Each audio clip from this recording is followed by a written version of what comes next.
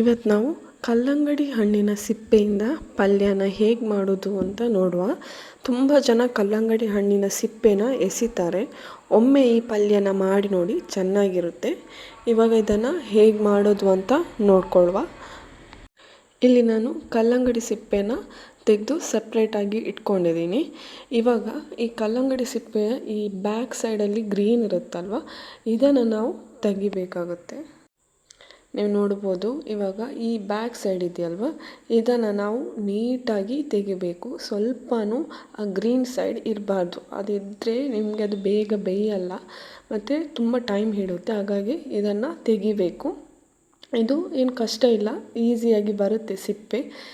ಈ ಥರ ನೀಟಾಗಿ ತೆಗೆದು ಎಲ್ಲನೂ ಸೈಡಿಗೆ ಇಟ್ಕೋಬೇಕಾಗುತ್ತೆ. ಇವಾಗ ನೋಡ್ಬೋದು, ಒಂದನ್ನು ನಾನು ತೆಗೆದು ತೋರಿಸ್ತೀನಿ. ಅದರಲ್ಲಿ ಸ್ವಲ್ಪನೂ ಆ ಗ್ರೀನ್ ಬರುತ್ತಲ್ವ, ಅದು ಇರಬಾರ್ದು. ಎಲ್ಲನೂ ನೀಟಾಗಿ ಕ್ಲೀನ್ ಆಗಬೇಕು. ಈ ಥರ ಕ್ಲೀನ್ ಆದರೆ ಸಾಕಾಗುತ್ತೆ. ಇವಾಗ ನೋಡ್ಬೋದು, ಈ ಥರ ಎಲ್ಲ ಸಿಪ್ಪೆನ ತೆಗೆದು ನೀಟಾಗಿ ರೆಡಿ ಮಾಡಿ ಇಟ್ಕೊಳ್ಳಿ. ಇವಾಗ ನೋಡ್ಬೋದು, ಎಲ್ಲ ನಾನು ನೀಟಾಗಿ ರೆಡಿ ಮಾಡಿ ಇಟ್ಕೊಂಡಿದ್ದೀನಿ. ಇವಾಗ ಇದನ್ನು ನಾವು ತುಂಬ ಸಣ್ಣದಾಗಿ ಕಟ್ ಮಾಡ್ಕೋಬೇಕಾಗುತ್ತೆ. ತುಂಬ ದೊಡ್ಡದಾಗಿ ಕಟ್ ಮಾಡ್ಕೋಬೇಡಿ. ಇದು ಪಲ್ಯಕ್ಕಾದ್ದರಿಂದ ನಿಮಗೆ ಆದಷ್ಟು ಸಣ್ಣದು ಕಟ್ ಮಾಡಿಕೊಂಡ್ರೆ ಚೆನ್ನಾಗಿರುತ್ತೆ. ಈ ಥರ ಎಲ್ಲನೂ ಸಣ್ಣದಾಗಿ ಕಟ್ ಮಾಡ್ಕೊಳ್ಳಿ. ನಾನಿಲ್ಲಿ ತೋರಿಸ್ತಾ ಇದ್ದೀನಲ್ವ, ಈ ಥರ. ಅದರಲ್ಲಿ ಆದಷ್ಟು ಆ ಪಿಂಕ್ ಕಲರ್ ಇದ್ದದ್ದು ತೆಗೀರಿ. ಆದರೆ ಸ್ವಲ್ಪ ಇದ್ದರೆ ಏನಾಗಲ್ಲ ಅಷ್ಟೇನು. ಅದನ್ನು ಮತ್ತೆ ಒಮ್ಮೆ ನೀವು ವಾಶ್ ಮಾಡಬೇಕಾಗುತ್ತೆ. ಇವಾಗ ನಾನು ಇದನ್ನು ಎಲ್ಲನೂ ಕಟ್ ಮಾಡಿ ಇಟ್ಕೊಳ್ತಾ ಇದ್ದೀನಿ. ನಂತರ ಇದನ್ನು ನಾವೊಂದು ಬೌಲಿಗೆ ಹಾಕ್ಕೊಳ್ಳುವ. ಕಟ್ ಮಾಡಿಕೊಂಡು ಬೌಲಿಗೆ ಹಾಕ್ಕೊಂಡು ಇದನ್ನೊಮ್ಮೆ ಚೆನ್ನಾಗಿ ವಾಶ್ ಮಾಡ್ಕೋಬೇಕಾಗುತ್ತೆ. ನಾನು ಯಾಕೆ ವಾಶ್ ಮಾಡ್ಕೋತಾ ಇದ್ದೀನಿ ಅಂದರೆ, ಇದರಲ್ಲಿ ಸ್ವಲ್ಪ ಸ್ವೀಟ್ ಫ್ಲೇವರ್ ಇರುತ್ತೆ ನಾವು ಅದನ್ನು ಕಟ್ ಮಾಡ್ಕೊಳ್ಳುವಾಗ. ಹಾಗಾಗಿ ಆ ಸ್ವೀಟ್ ಫ್ಲೇವರ್ ಹೋಗಬೇಕು ಅಂತ ಇದ್ದರೆ ನೀವು ಅದನ್ನು ಒಮ್ಮೆ ಬೌಲಿಗೆ ಹಾಕ್ಕೊಂಡು ಒಮ್ಮೆ ಚೆನ್ನಾಗಿ ವಾಶ್ ಮಾಡ್ಕೊಳ್ಳಿ. ಇವಾಗ ನಾನು ನೋಡ್ಬೋದು, ಎಲ್ಲ ಪೀಸ್ನ ಬೌಲಿಗೆ ಹಾಕ್ಕೊಂಡಿದ್ದೀನಿ. ಈ ಥರ ಸಣ್ಣದಾಗಿ ಕಟ್ ಮಾಡ್ಕೊಳ್ಳಿ ಆದಷ್ಟು. ಇವಾಗ ಇದನ್ನು ವಾಶ್ ಮಾಡಿಕೊಳ್ಳುವ. ಒಮ್ಮೆ ನೀರಿಗೆ ಹಾಕ್ಕೊಂಡು ಒಂದು ಸಲ ವಾಶ್ ಮಾಡಿಕೊಂಡ್ರೆ ಸಾಕಾಗುತ್ತೆ. ಅದರ ಫ್ಲೇವರ್ ಕೂಡ ಹೋಗಬಾರ್ದು ತುಂಬ ಸಲ ವಾಶ್ ಮಾಡಿಕೊಂಡ್ರೆ. ಒಂದು ಸಲ ವಾಶ್ ಮಾಡಿಕೊಂಡು ನೀವು ಅದನ್ನು ರೆಡಿ ಮಾಡಿ ಇಟ್ಕೊಳ್ಳಿ. ಇವಾಗ ವಾಶ್ ಆದ ನಂತರ ನಾವು ಇದನ್ನು ಸೈಡಿಗೆ ಇಟ್ಕೊಳ್ಳುವ. ಇವಾಗ ವಾಶ್ ಆಗಿದೆ. ನಂತರ ನಾವು ಇದಕ್ಕೆ ಬೇಕಾಗಿ ತರಕಾರಿ ತುಂಬ ಏನಿಲ್ಲ, ಒಂದು ಸ್ವಲ್ಪ ತೆಂಗಿನ ತುರಿಯನ್ನು ನೀವು ರೆಡಿ ಮಾಡಿ ಇಟ್ಕೋಬೇಕು. ಹಾಗೆ ಒಂದು ಎರಡು ಕಾಯಿ ಮೆಣಸನ್ನು ನಾನು ಉದ್ದನೆ ಕಟ್ ಮಾಡಿ ಇಟ್ಕೊಂಡಿದ್ದೀನಿ. ನಂತರ ಇವಾಗ ಒಂದು ಪ್ಯಾನ್ ತಗೊಂಡು ಇದಕ್ಕೆ ನಾನು ಸ್ವಲ್ಪ ಎಣ್ಣೆಯನ್ನು ಹಾಕೋತಾ ಇದ್ದೀನಿ. ಸ್ವಲ್ಪ ಎಣ್ಣೆ ಸಾಕಾಗುತ್ತೆ.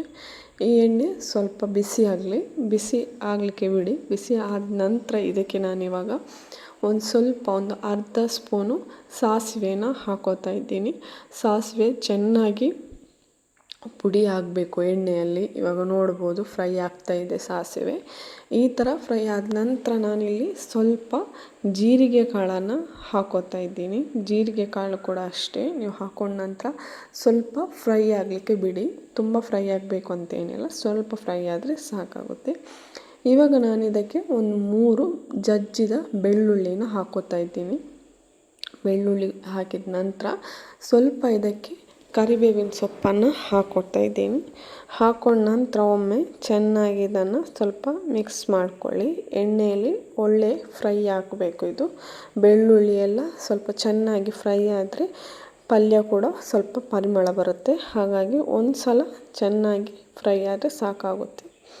ನಂತರ ಇದಕ್ಕೆ ಇವಾಗ ನಾನು ಆವಾಗಲೇ ಕಟ್ ಮಾಡಿ ಇಟ್ಕೊಂಡಂಥ ಕಾಯಿ ಮೆಣಸನ್ನು ಹಾಕೋತಾ ಇದ್ದೀನಿ. ಕಾಯಿ ಮೆಣಸು ಕೂಡ ಒಳ್ಳೆ ಫ್ರೈ ಆದರೆ ಒಂದು ಸಲ ಮಿಕ್ಸ್ ಮಾಡ್ಕೊಳ್ಳಿ ಚೆನ್ನಾಗಿ ಎಣ್ಣೆಯಲ್ಲಿ ಒಂದು ಸಲ ಸ್ವಲ್ಪ ಫ್ರೈ ಆದ ನಂತರ ಇದಕ್ಕೆ ನಾವು ಆವಾಗಲೇ ವಾಶ್ ಮಾಡಿ ಕಟ್ ಮಾಡಿ ಇಟ್ಕೊಂಡಿದ್ವಿ ಅಲ್ವಾ ಕಲ್ಲಂಗಡಿ ಹಣ್ಣನ್ನು ಸಿಪ್ಪೆ, ಅದನ್ನು ನಾನು ಇವಾಗ ಇದಕ್ಕೆ ಹಾಕೋತಾ ಇದ್ದೀನಿ. ನೋಡ್ಬೋದು, ನಾನು ಆವಾಗಲೇ ವಾಶ್ ಮಾಡಿ ಇಟ್ಕೊಂಡಿದ್ದೀನಿ. ಇದನ್ನು ಹಾಕ್ಕೊಂಡು ಒಂದು ಸಲ ಇದನ್ನು ಚೆನ್ನಾಗಿ ಎಣ್ಣೆಯಲ್ಲಿ ಮಿಕ್ಸ್ ಮಾಡ್ಕೊಳ್ಳಿ. ಆ ಫ್ರೇಗ್ರೆನ್ಸ್ ಎಲ್ಲ ಸ್ಪ್ರೆಡ್ ಆಗಬೇಕು. ಈ ಥರ ಮಿಕ್ಸ್ ಮಾಡ್ಕೊಳ್ಳಿ. ಮಿಕ್ಸ್ ಮಾಡ್ಕೊಂಡ ನಂತರ ಇದಕ್ಕೆ ಇವಾಗ ನಾನು ಇದು ಒಳ್ಳೆ ಮಿಕ್ಸ್ ಆಗಬೇಕು ಕರೆಕ್ಟಾಗಿ. ಎಣ್ಣೆಯಲ್ಲಿ ಬೆಳ್ಳುಳ್ಳಿ ಫ್ರೇಗ್ರೆನ್ಸ್ ಎಲ್ಲ ಚೆನ್ನಾಗಿ ಮಿಕ್ಸ್ ಆದ ನಂತರ ಇದಕ್ಕೆ ನಾನು ಇವಾಗ ರುಚಿಗೆ ತಕ್ಕಷ್ಟು ಉಪ್ಪು ಹಾಕ್ಕೊಳ್ತಾ ಇದ್ದೀನಿ. ಉಪ್ಪು ನೀವು ಹಾಕುವಾಗ ನೋಡ್ಕೊಳ್ಳಿ, ತುಂಬ ಹಾಕ್ಕೊಳ್ಳಿಕ್ಕೆ ಹೋಗಬೇಡಿ. ಕಡಿಮೆ ಆದರೆ ಮತ್ತೆ ಬೇಕಾದರೆ ಹಾಕ್ಕೋಬೋದು. ಉಪ್ಪು ಹಾಕೊಂಡ ನಂತರ ಇದನ್ನು ಮತ್ತೊಮ್ಮೆ ಚೆನ್ನಾಗಿ ಮಿಕ್ಸ್ ಮಾಡ್ಕೊಳ್ಳಿ. ಉಪ್ಪೆಲ್ಲ ಸ್ಪ್ರೆಡ್ ಆಗಬೇಕು. ಇವಾಗ ಇದಕ್ಕೆ ನಾನು ಇದು ಮಿಕ್ಸ್ ಆದ ನಂತರ ಸ್ವಲ್ಪ ಇದಕ್ಕೆ ನಾನು ಬೇಯಲಿಕ್ಕೆ ಎಷ್ಟು ನೀರು ಬೇಕೋ ಅಷ್ಟು ನೀರನ್ನು ಹಾಕ್ಕೋತಾ ಇದ್ದೀನಿ. ನೀರು ಹಾಕ್ಕೊಂಡು ಇದನ್ನು ಒಂದು 10ರಿಂದ 15 ನಿಮಿಷ ನೀವು ಬೇಯಲಿಕ್ಕೆ ಬಿಡಬೇಕು. ಒಳ್ಳೆ ರೀತಿಯಲ್ಲಿ ಇದು ಬೇಯಬೇಕು. ಬೆಂದರೆ ಅಷ್ಟೇ ಇದರ ಟೇಸ್ಟ್ ಒಳ್ಳೆಯದಾಗುತ್ತೆ. ಇವಾಗ ನಾನು ಇದನ್ನು ಒಂದು ಲಿಡ್ ಕ್ಲೋಸ್ ಮಾಡಿಕೊಂಡು ಒಂದು 15 ಮಿನಿಟ್ಸ್ ಹಾಗೆ ಬಿಡ್ತೀನಿ.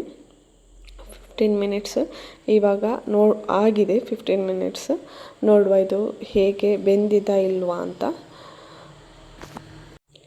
ಇವಾಗ ನೋಡ್ಬೋದು, ನಾವು ಆವಾಗಲೇ ನೀರು ಹಾಕಿದ್ವಿ ಅಲ್ವಾ, ಅದು ಕೂಡ ಕಡಿಮೆ ಆಗಿದೆ, ಹಾಗೆ ಬೆಂದಿದೆ ಚೆನ್ನಾಗಿ. ಈ ಥರ ಬೆಂದರೆ ಸಾಕು. ನೀರು ಫುಲ್ ಕಡಿಮೆ ಆಗಬೇಕು ಅಂತೇನಿಲ್ಲ, ಸ್ವಲ್ಪ ನೀರು ಬೇಕಾಗುತ್ತೆ ನಮಗೆ. ಇವಾಗ ಇದಕ್ಕೆ ನಾವು ಆವಾಗಲೇ ನಾವು ತುರಿದು ಇಟ್ಕೊಂಡಿದ್ವಿ ಅಲ್ಲ, ರೆಡಿ ಮಾಡಿ ಇಟ್ಕೊಂಡಿದ್ವಿ ತೆಂಗಿನ ತುರಿ, ಇದನ್ನು ನಾನು ಇದಕ್ಕೆ ಹಾಕೋತಾ ಇದ್ದೀನಿ. ಇದನ್ನು ಹಾಕೊಂಡ ನಂತರ ಇದಕ್ಕೆ ನಾನು ಇನ್ನು ಸ್ವಲ್ಪ ಒಂದು 1/2 ಟೇಬಲ್ ಸ್ಪೂನು ಅರಶಿನ ಪುಡಿನ ಹಾಕ್ಕೊಳ್ತಾ ಇದ್ದೀನಿ. ನೋಡ್ಬೋದು, ಅರಶಿನ ಪುಡಿ ಹಾಕಿದ ನಂತರ ಇದಕ್ಕೆ ನಾನು ಸ್ವಲ್ಪ ಖಾರಕ್ಕೆ ಬೇಕಾಗಿ ಸ್ವಲ್ಪ ಮೆಣಸಿನ ಪುಡಿನ ಹಾಕೋತಾ ಇದ್ದೀನಿ. ಹಾಕೊಂಡ ನಂತರ ಇದನ್ನೊಮ್ಮೆ ಚೆನ್ನಾಗಿ ಮಿಕ್ಸ್ ಮಾಡ್ಕೊಳ್ಳಿ. ತೆಂಗಿನ ತುರಿ, ಅರಶಿನ ಪುಡಿ, ಮೆಣಸಿನ ಪುಡಿ ಎಲ್ಲನೂ ಒಮ್ಮೆ ಚೆನ್ನಾಗಿ ಮಿಕ್ಸ್ ಆಗಬೇಕು. ಮಿಕ್ಸ್ ಆದ ನಂತರ ತುಂಬ ಹೊತ್ತು ಬೇಯಲಿಕ್ಕೆ ಬಿಡಬೇಕು ಅಂತ ಇಲ್ಲ. ನಿಮಗೆ ನೀರು ಕಡಿಮೆ ಆದಾಗೆ ನೀವು ಸ್ಟವ್ ಆಫ್ ಮಾಡ್ಕೋಬೋದು. ನಾನೊಂದು ಇವಾಗ 2 ನಿಮಿಷ ಇದನ್ನು ಬೇಯಲಿಕ್ಕೆ ಬಿಡ್ತೀನಿ, ಯಾಕಂದರೆ ತೆಂಗಿನ ತುರಿ ಎಲ್ಲ ಚೆನ್ನಾಗಿ ಬೇಯಬೇಕಾಗುತ್ತೆ. ಒಂದು 2 ನಿಮಿಷ ನೀವು ಬೇಯಲಿಕ್ಕೆ ಬಿಟ್ಟರೆ ಸಾಕಾಗುತ್ತೆ, ತುಂಬ ಟೈಮ್ ಬೇಕು ಅಂತ ಇಲ್ಲ. ಇವಾಗ ನೋಡ್ಬೋದು 2 ನಿಮಿಷ ಆಗಿದೆ, ನೀರು ಕೂಡ ಕಡಿಮೆ ಆಗ್ತಾ ಬರ್ತಿದೆ. ನೋಡ್ಬೋದು, ನೀರು ಕಡಿಮೆ ಆಗಿದೆ. ಇಷ್ಟಿದ್ರೆ ಸಾಕಾಗುತ್ತೆ. ತುಂಬ ಡ್ರೈ ಆಗಬೇಕು ಅಂತ ಇದ್ದರೆ ನೀವು ನೀರು ಇನ್ನೂ ಡ್ರೈ ಆಗೋವರೆಗೆ ಸ್ಟವ್ ಆಫ್ ಮಾಡ್ಕೋಬೇಡಿ. ನಮಗೆ ಇಷ್ಟು ಸಾಕು. ನಾನಿವಾಗ ಇದರ ಸ್ಟವ್ ಆಫ್ ಮಾಡ್ಕೋತಾ ಇದ್ದೀನಿ. ಇವಾಗ ನೋಡ್ಬೋದು ನೀವು, ರೆಡಿಯಾಗಿದೆ ಕಲ್ಲಂಗಡಿ ಹಣ್ಣಿನ ಸಿಪ್ಪೆಯ ರೆಸಿಪಿ. ಒಮ್ಮೆ ಟ್ರೈ ಮಾಡಿ ನೋಡಿ, ಊಟದ ಜೊತೆ ಒಳ್ಳೆ ಕಾಂಬಿನೇಷನ್.